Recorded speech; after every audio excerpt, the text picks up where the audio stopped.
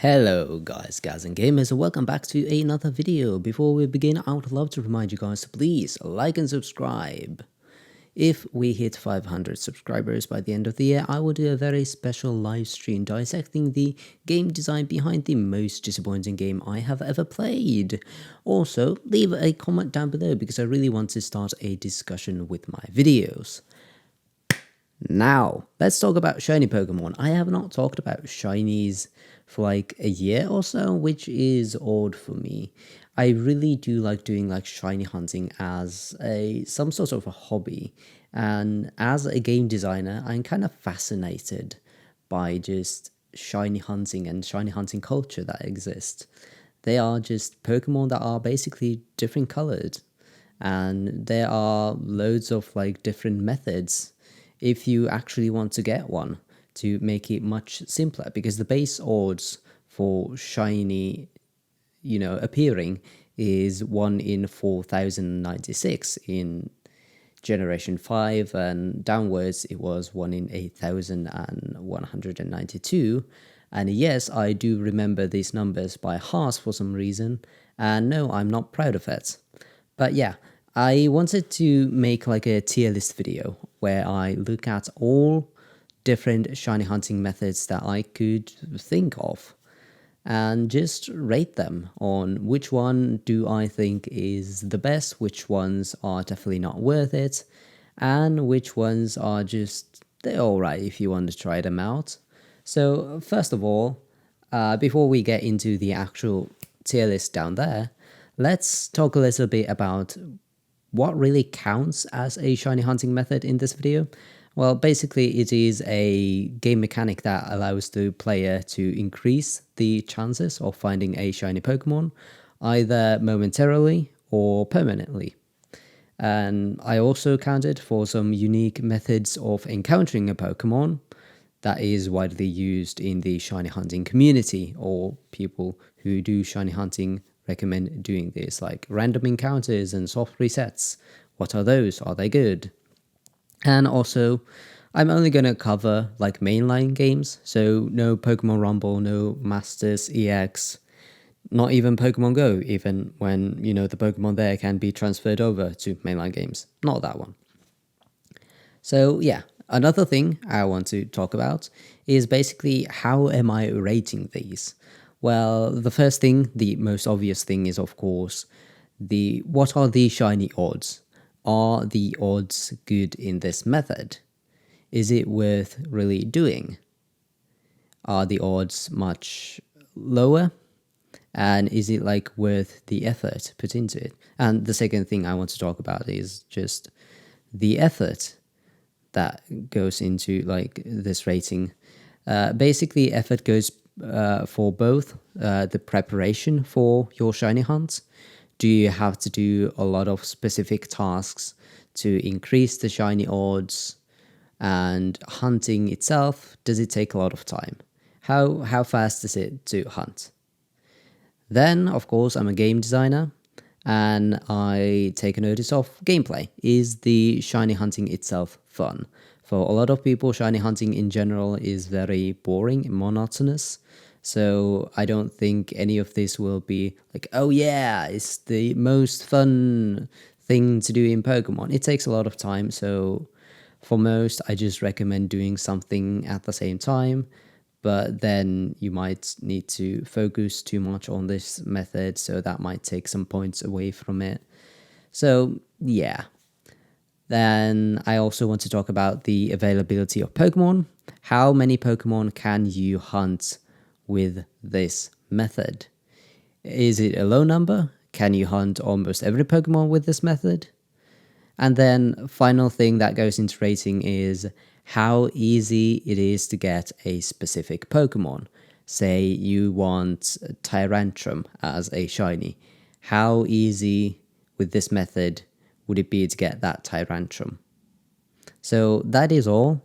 We're almost 5 minutes into this video. This is not looking good. So let's just start the actual rating process. So yes, here we are with the tier list maker right here on my lap.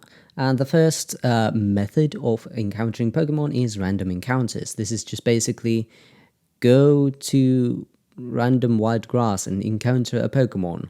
Then do it thousands of times and eventually you will get a shiny. This is very basic of a method when it comes to shiny hunting. There is no increased odds unless you have like a shiny charm or something else going on. But most of the time people just go into the grass and wait for a shiny to appear. And to be honest, of course, the odds are very high in this one, but the availability of Pokemon is good. Depends on the game, how easily can you target some specific Pokemon. Sometimes you can use tricks like the Repel trick, which allows you to only encounter Pokemon of certain levels, or something like a Magnet Pull that increases the chances of encountering a steel type Pokemon, on how easy it is to encounter a certain Pokemon. But nowadays, in Generation 8 onwards, where Pokemon are in the overworld, you can just go and encounter that specific Pokemon. So it is very easy.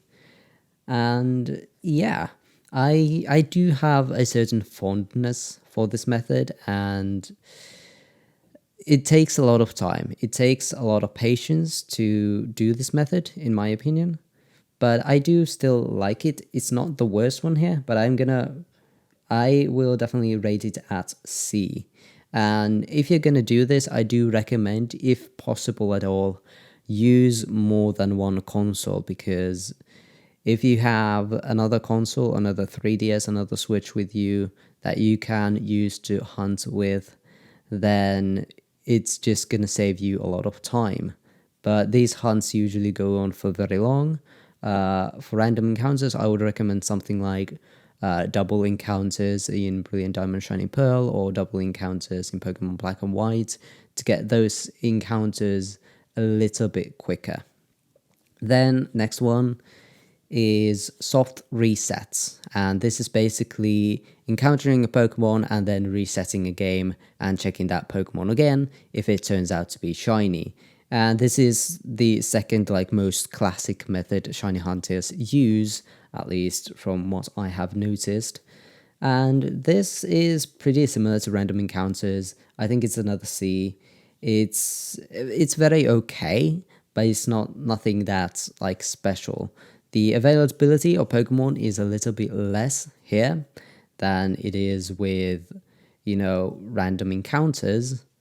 And targeting Pokemon is pretty much easier because you are saving right in front of that Pokemon that you want to be shiny. So it is pretty good, I would say. Still C, because, the odds are 1 in 4,000 base numbers. And sometimes if you are hunting for something like a legendary, and yes, other Pokemon can be soft resetted on as well, the shiny charm does not apply. So that's why it is at C and not B, which would be mid tier. So it's still a little bit down there, but I still do enjoy it, so I won't put it at D. Next up is runaway encounters, and this is very similar to soft resets, except for the resetting part. So you are encountering a Pokemon over and over again, the same Pokemon. Only thing is that you do not reset the game, you just run away from it and then talk to it again. Sometimes you need to maybe exit the area, or I think in Sword and Shield, you could open up Pokemon Camp and then close it, and then the Pokemon would appear again. So there is no need for actual resetting, which I think is very cool. And I actually do enjoy runaway encounters a lot. One of my favorites that I have done are, I think, Latias in Omega Ruby. Then there's the Crab Pokemon in Generation 7 Alola games. I don't remember the name. And then a recent one that is very cool that you can do the runaway method on is Shiny Shaman in Brilliant Diamond and Shining Pearl. The availability of Pokemon is unfortunately very low, but at the same time, it is more fun for me, and it is much quicker usually than soft resetting. It depends, of course, on the Pokemon. For example, in Brilliant Diamond Shining Pearl, you can do the runaway method on Shiny Arceus, but because Brilliant Diamond Shining Pearl takes up so long to boot up again, and then there's a big cutscene before Arceus, it's actually still not worth it, because you would have to exit the area, view the cutscene again, while if you're soft resetting, you don't have to view the full cutscene again. But even though when it takes such a long time to boot up again. But yeah, I would put it in B. The KO method is pretty interesting. So basically, this is a shiny hunting method only in Pokemon Sword and Shield, where you will have to KO, knock out, and battle up to 500 Pokemon to increase the shiny odds for brilliant Pokemon, which are the Pokemon with a yellow aura with them. And these Pokemon appear like 3% of the time, and if you do 500 knockouts on one Pokemon, it only increases the chances for that specific Pokemon. And the odds are 1 in 512, which are, they're good, but only this is one I do not think it is really worth it. It takes a lot of time KOing 500 Pokemon of one species, and then it's not even affecting all of the Pokemon. It's only affecting like 3% of the Pokemon that you can encounter. So it's definitely not worth it. I did this myself. I have done, by the way, all of these shiny hunting methods because one, I like torturing myself, and two, I just like shiny hunting in general. And it took me quite a while. I did like Sandygast in Isle of Armor, so it did appear quite a lot, and I only encountered like the brilliant Pokemon, and it still took me like a few weeks to get. So I'm definitely not recommending this one. I think this will be the first D here. It is not worth it. It will take a lot of time, and the preparation is just not worth it. The availability of Pokemon is, good, and if you only go for, the brilliant Pokemon, which you can, in Sword and Shield, you can just go at them. It's good, but still, it's not worth it. It's definitely not worth it. Next one is fish chaining, chain fishing, consecutive fishing, whatever you call it. It is in Generation 6, and basically this method is all about going into fishing and just fishing Pokemon in a consecutive manner without having any Pokemon get away. You have to knock them out or KO them, and the chain goes on, basically. And this one is pretty good, I would say. You don't have to do much here. You will have to find like a secluded spot, and then have a Pokemon with suction cups to make fishing easier, but the preparation isn't that bad for this hunt, and there is a good variety of Pokemon that you can get with this method. I remember when I did this one, I got a Relicanth, which is a somewhat rare Pokemon, so I was really happy with this hunt. I think it is a really good hunt, and the odds after a chain of 20 are about 1 in 100, so they are not that bad. So this is definitely going into A tier. Next one is another really good method. It is the Poke Radar, which exists in the original Generation 4 games. I think it was only Sinnoh. I didn't think they had in Heart Gold and Soul Silver. Then it made a return in Pokemon X and Y, and now again in Pokemon Brilliant Diamond and Shining Pearl. It is another good method. Basically, this is much more like a skill-based method where you have to encounter the same Pokemon using this Poke Radar machine 40 times in a row to get the odds of 1 in 200 of a shiny patch appearing. And if you go to that shiny patch, it is a guaranteed shiny Pokemon. So it's kind of like a built-in mini game, which I do like. And Poke Radar hunting, I think it was a bit easier in the original Generation 4 games, but at the same time, I do like that you can do Chain Zero hunting in Pokemon Brilliant Diamond Shining Pearl, and that is basically You have 1 in 4096 odds of getting a shiny patch, but you're seeing like 4 patches at the same time, and you can just get one at a chain of 0, which was previously not possible. So I like doing that as well. The availability of Pokemon is really good. It is easy for you to target this one Pokemon because you are doing a chain on that specific Pokemon. So I think this is another pretty good shiny hunting method. It takes a bit of skill, so I'm gonna put it in B. It's not for everyone, and the lower the encounter percent for your Pokemon that you want to hunt in a route is, the harder it is for you to chain that Pokemon, I feel like. So, and Sinnoh does not have a lot of great routes. I feel like a lot of them have like Geodude and Machop and Bidoof, a lot of similar Pokemon. So the Pokemon availability is definitely hurting here. You have some great swarms after you have beaten the game, but still, this is not something I would really recommend you doing unless you want to go for something really specific maybe. But it's a good method. It's a solid B in my opinion. Next up is mass outbreaks, and this one is a thing in Pokemon Legends Arceus where you can, when you are going to an area, you can see the person, the gatekeeper saying like, hey, there's a mass outbreak somewhere. And then you go see, and then there's like a bunch of Pokemon in one place, and those Pokemon just naturally have like a better shiny odds, and the base odds for this one I think can go up to like 1 in 150, 160, somewhere in there, and it's really good odds. The odds are really good, but where this method really suffers is kind of trying to target a specific Pokemon. Let's say you want a Scyther, you will have to go basically to an area and out of the area and to that area many times until you can see like, okay, Scyther is having a mass outbreak in this one place, and you can't even anymore, you can't really save and get the next one to be Scyther. It's always random what's the next one is going to be. So trying to get a specific Pokemon here, it is really hard, but the odds are really good. So I'm gonna put it a B.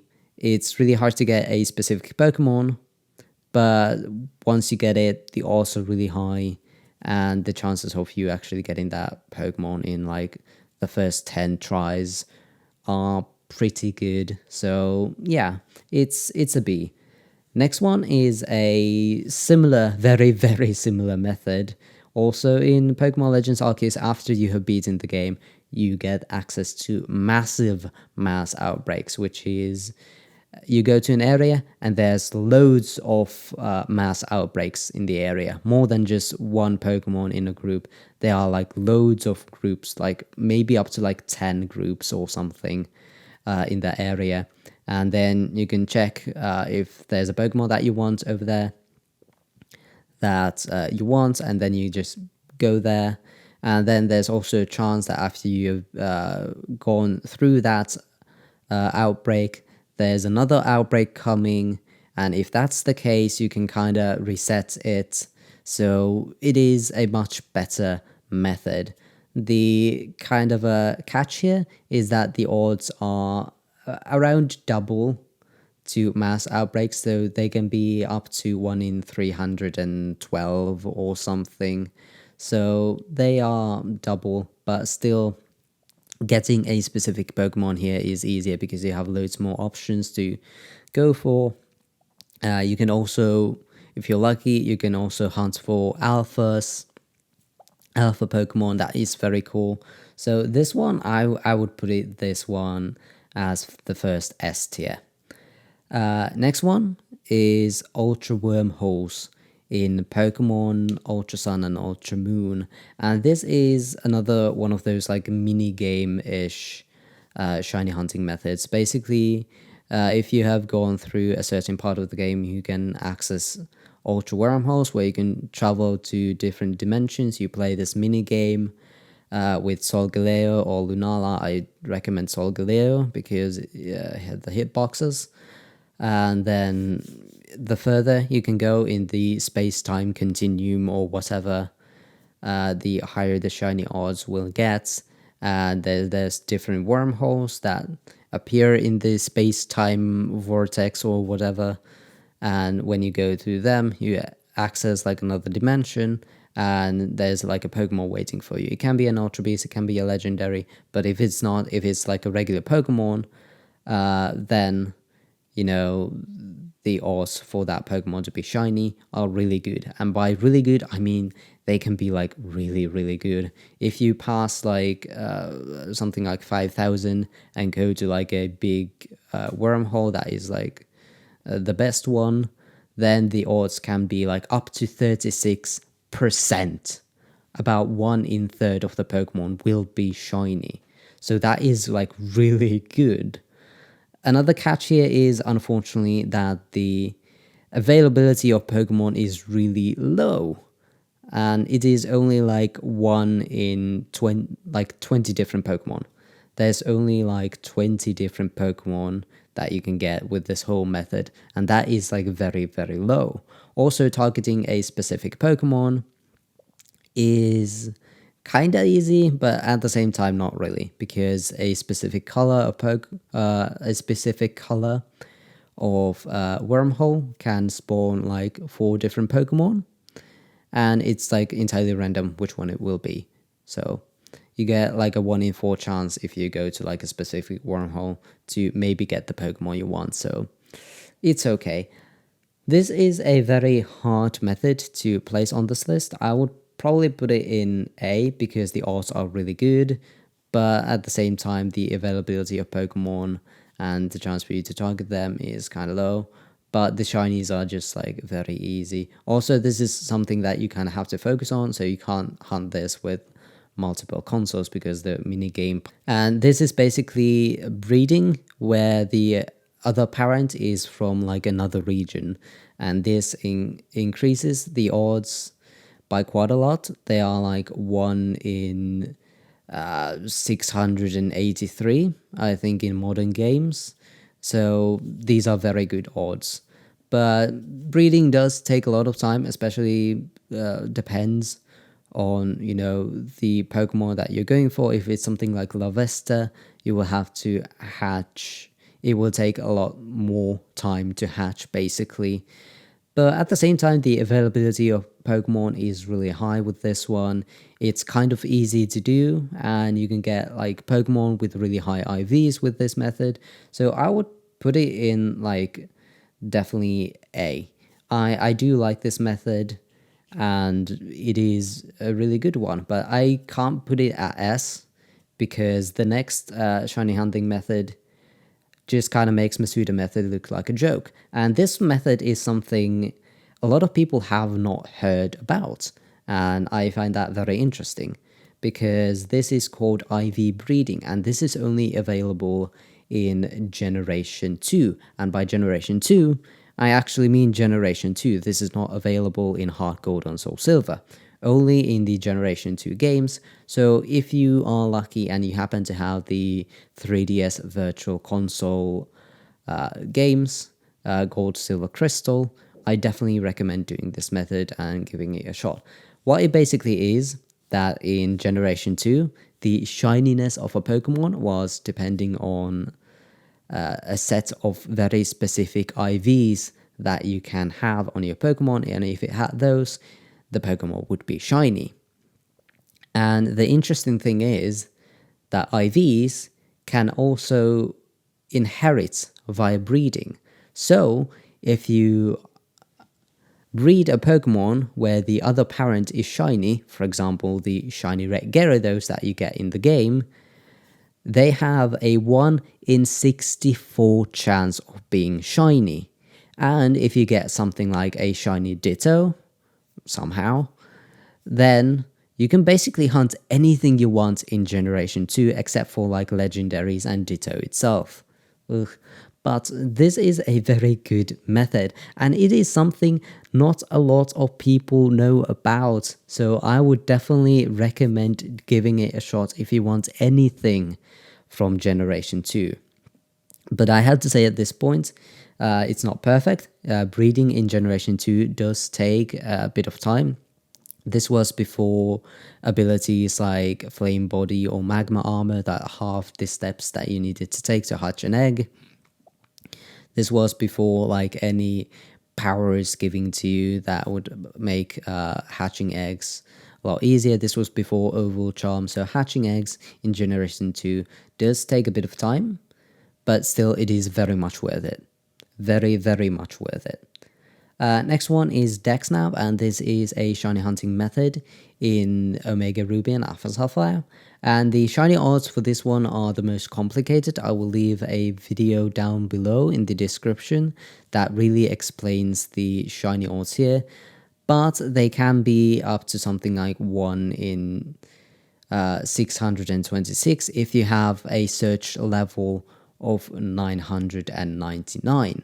And this is one of those really high efforts shiny hunts again. Basically, you will have to encounter almost 1,000 Pokemon to get like the really good odds for this one. And you can only get the methods if you encounter the Pokemon via DexNav. Much easier than with searching for brilliant Pokemon. That's one thing. But still, you have to put a lot of effort into it, and depends on the Pokemon. It can take a lot of time to encounter that specific Pokemon. If it's like a 5% in one route, then you have to encounter somehow like 1,000 of them. It's going to take a lot of time for you to get the good odds. There is very little chaining in the DexNav stuff. The DexNav only increases your shiny odds at specific chain of 50 or 100. That's it. So basically chaining is meaningless if you do this method. It's all about getting the search level to go up. And again, more information about this in the description.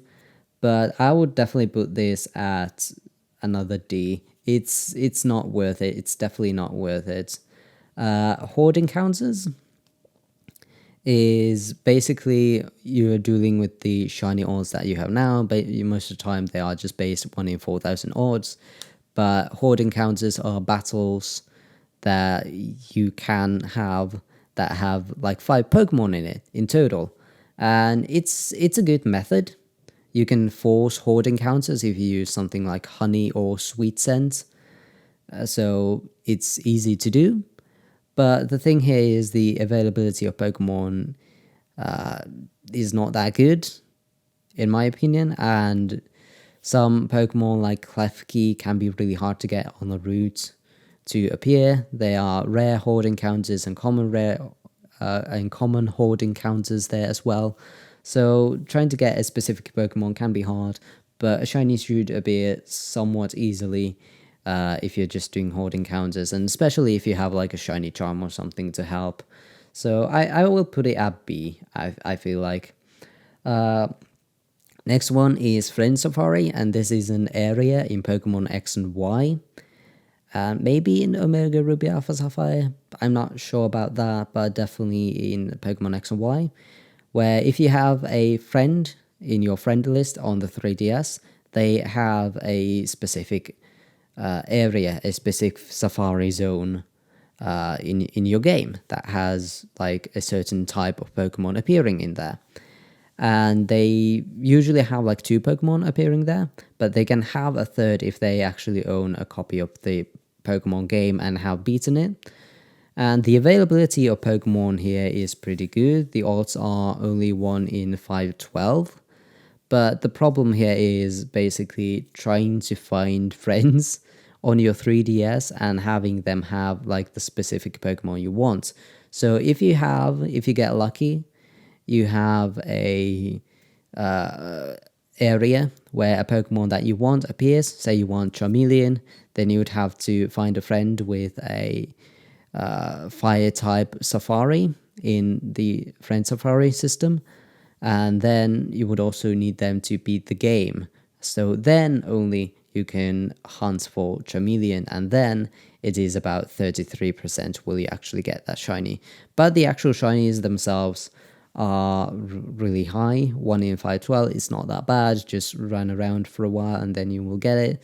But this is one of those methods that will get harder as more time goes on because less people will be playing Pokemon X and Y. So it is kind of a hard method, and there is a lot of prep and a lot of luck that goes into the preparation for this hunt. So I'm going to put it at C.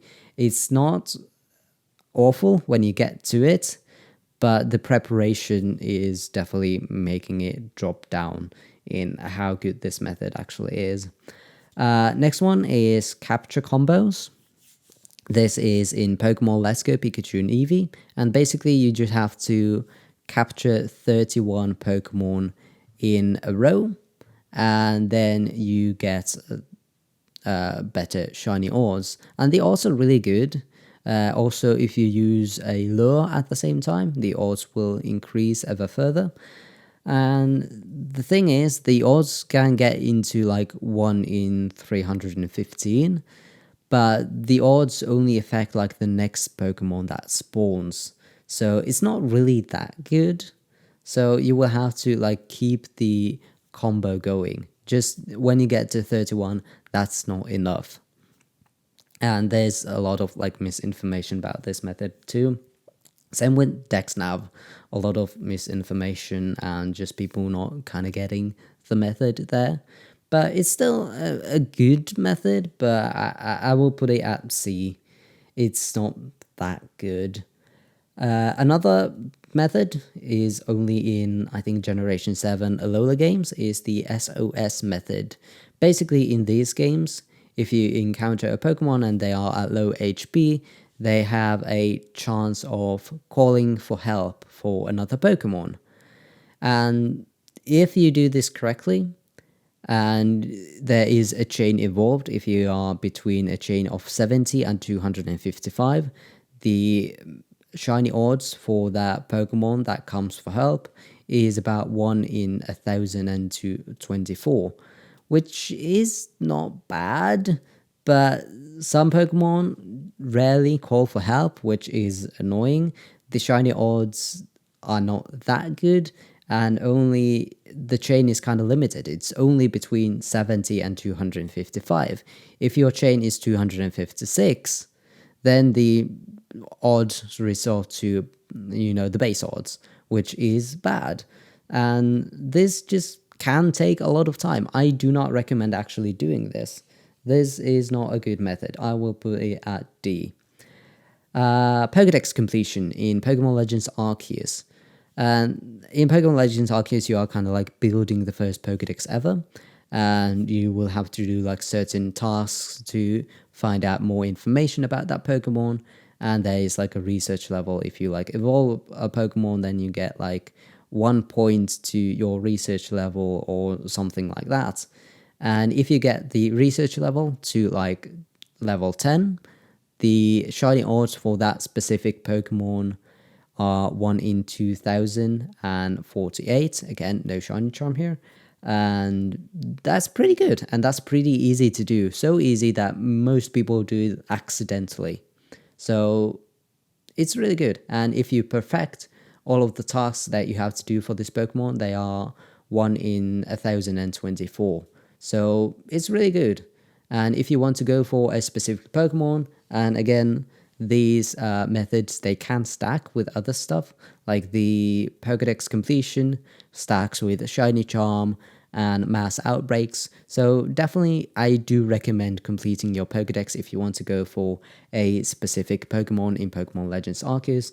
I will put this in the S tier. Definitely belongs there.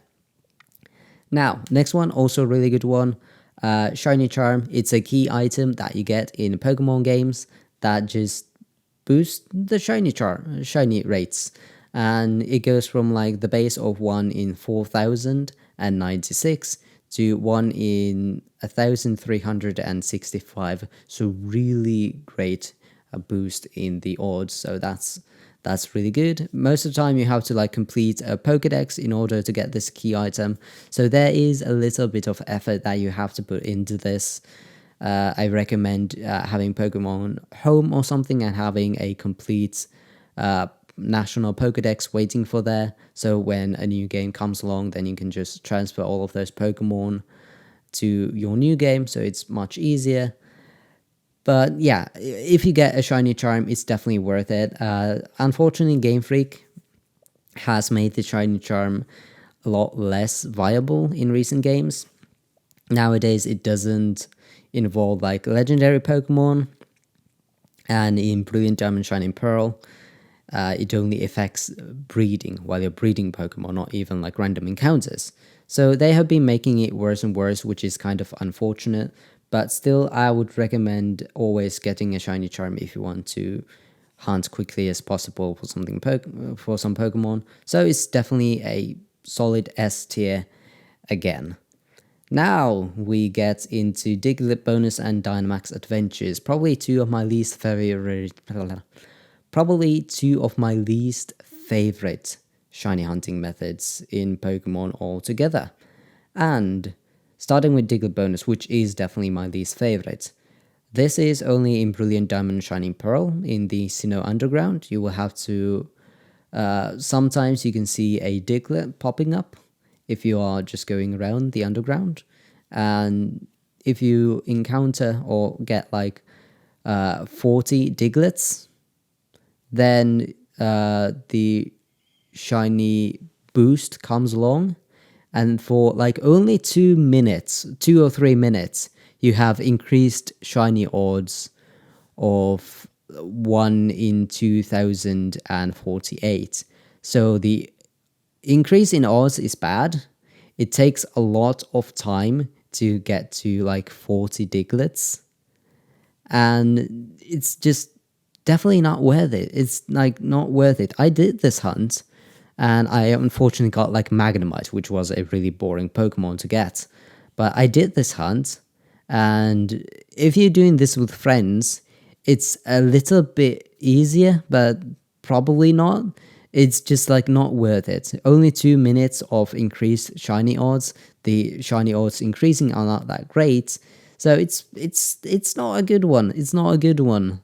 Just don't do this. It's bad. Definitely a D tier. Definitely a D tier. Same thing with Dynamax Adventures. The odds are really good in this one, at least. They are 1 in 300 and 1 in 100 if you have the shiny charm. And it is a good way of like shiny hunting legendaries, because you can get some cool legendaries like Tapu Koko in this one. Basically all non-mythical legendaries that you have been able to get in Pokemon so far are in Dynamax Adventure, so it is really good one. But the problem here is that you have to go through 4 Dynamax battles using only Rental Pokemon, using really stupid like AI that the other people that go along with you, the computers, have with you. They're really dumb, so it's just really frustrating. Again, this is something you can do with friends, but having 4 friends shiny hunting at the same time is just not something that happens really often, I feel like. So it's not really worth it. If you want to go for some legendary Pokemon, it's okay. Yeah, it's okay. But still, this is only good for legendary Pokemon. If you want to go for something like Tyrantrum, then it's almost impossible to encounter that Pokemon consecutively in order to make this method viable. So, D tier. That's it. And yeah, that's basically this video. It was a pretty long one. I hope you still enjoyed it. And this was really fun for me to make. So leave a comment down below. Please subscribe. And I have nothing else to say here. So I will just see you guys next time. Bye bye.